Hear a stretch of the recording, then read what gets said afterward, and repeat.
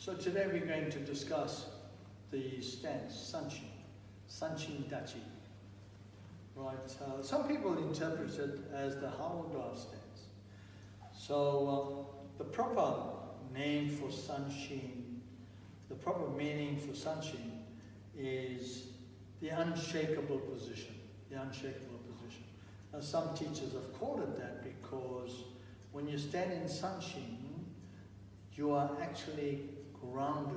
Your feet is locked into a position that is very difficult to move. So I'm going to get Sensei here to stand in Sanchin stance.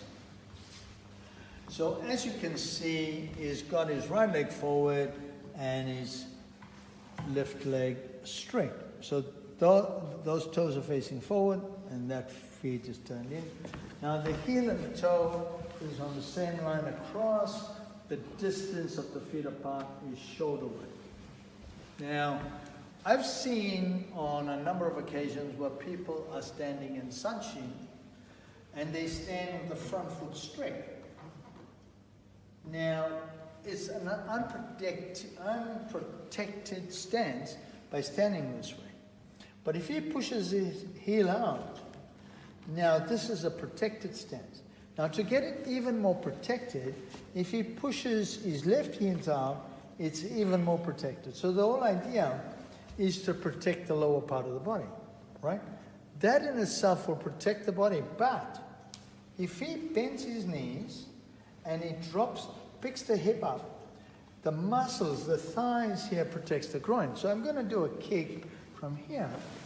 The groin is protected, right? Even if I kick from behind, the groin is protected. So the whole idea of the stance is to have the stance in a position where your groin is protected, and as you can see, his toes are gripped on the ground. Now, if he stands in Sanchin with the toes, for instance, straight, right, it's impossible for him to grip the ground. He can't grip the ground. So the stance has to be, this front heel has to be pushed out, the back heel pushed out, the knees lowered down, the hip comes up. By lifting the hip up, the toes can grip the ground. The toes can grip the ground, and he becomes solid. He becomes solid in his stance. Right? Even if I touch him from the back, he's solid in his stance, his groin is protected, and that is why they call it the unshakable position. Now, if he stood in Zen Kutsu, for instance, long stand Zen Kutsu, right?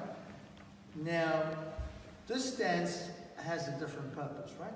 And if I push on this side, he's going to get off balance, right? Even if I push from behind, he's going to lose his balance. So this is not the unshakable position, but Sanchin is. So I insist, back in Sanchin, I insist on my students, whoever practices karate with me, that they have to stand in a position where they are protected, not only from being kicked, but also being protected from being pushed. Now you notice that the Japanese teachers in the past used to do a lot of strikes to the body and so on. They do that to see how stable the stance is.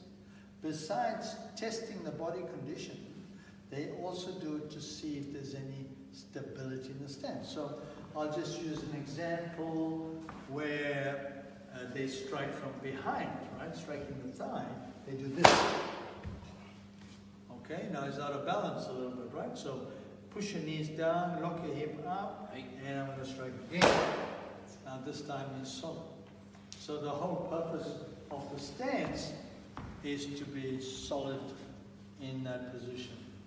Now, when you are standing in Sanchin stance and you're doing your basic attacks and blocks, so if he has the right hand out for a punch, for instance, right? When he's doing this in Sanchin stance, that's why Goju Kai, Goju Ru, always do their basics in this particular stance because it's unshakable, it's powerful, and the student executing the technique is powerful in its delivery. So if he's punching from here, Jordan ski, itch, nick, this has more power in the stance. His punching has more power in the stance than any other stance.